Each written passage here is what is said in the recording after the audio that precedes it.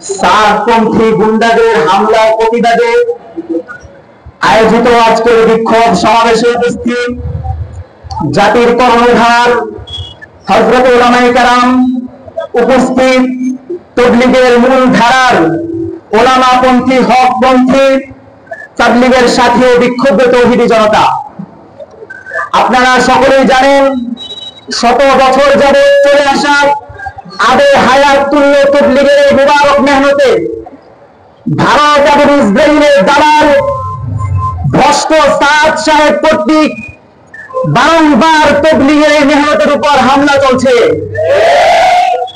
মুহতারাম হাজিরিন, তাদের এই হামলা আজকে শুধু প্রথম নয়, বরং স্বৈরাচার ফ্যাসিস্ট হাসিনা সরকার থাকাকালীন সময়ে 2018 সালের 1 ডিসেম্বর তাবলীগ এবং মাদ্রাসার ছাত্ররা ইজতেমার ময়দানে আমল চলাকালীন অবস্থায় তারা সেই বাটা গেট সম্মুখে এমন অতর্কিত হামলা করেছে যে হামলা দৃষ্টান্ত দুনিয়াতে কোনো কাফের ইমান রাখে না।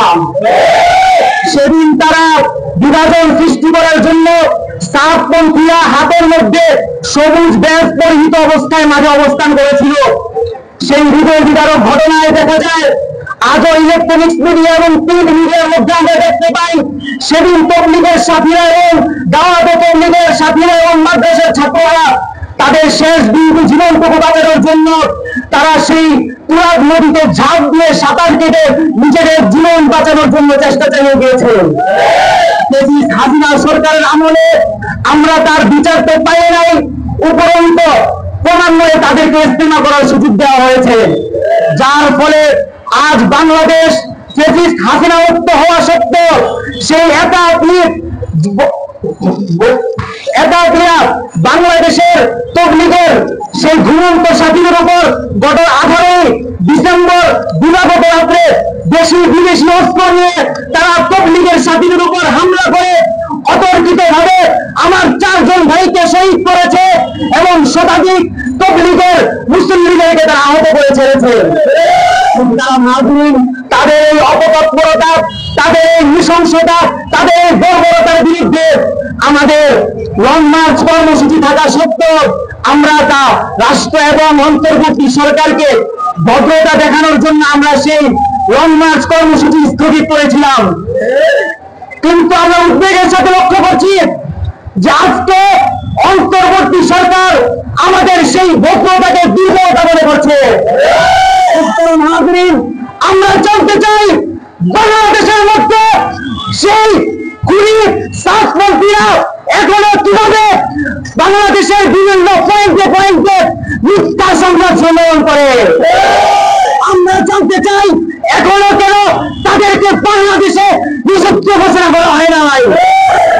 পরিষ্কার ভাষায় বলতে চাই, অতি সত্তর যদি তাদেরকে বাংলাদেশে নিষিদ্ধ ঘোষণা না করা হয়, বাংলাদেশে আমরা কোন বিচার মানি না, কোন বিচার মানি না।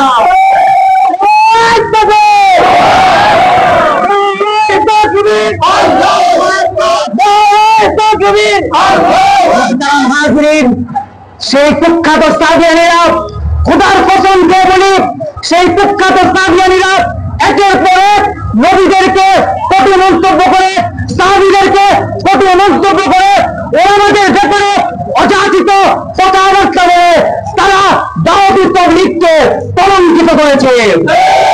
সুতরাং জীবন আমরা দিয়েছি, প্রয়োজনে জীবন আরো দিব, প্রয়োজনে স্বামীরা রণ কায়েম হবে। কোন অবস্থাতে ভ্রষ্ট সাতপন্থীদের হাতে আল্লাহর নবীর দেওয়া এই আমানত আমরা বিলম্বিত হতে দিতে পারি না।